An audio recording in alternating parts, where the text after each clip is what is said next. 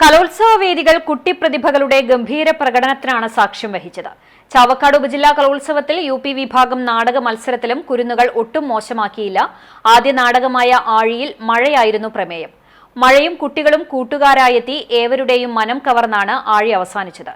രണ്ടാമതെത്തിയ പണ്ടത്തെ ചങ്കരൻ എന്ന നാടകവും ശ്രദ്ധേയമായിരുന്നു. സ്വർണ്ണമുട്ടയിടുന്ന താറാവ് ഏവർക്കും കേട്ടുപരിചയമുള്ള പ്രമേയമാണെങ്കിലും അവതരണ മികവ് കൊണ്ട് നാടകം ശ്രദ്ധ നേടി.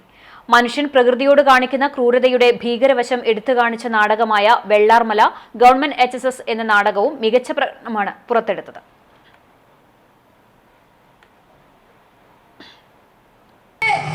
ഈ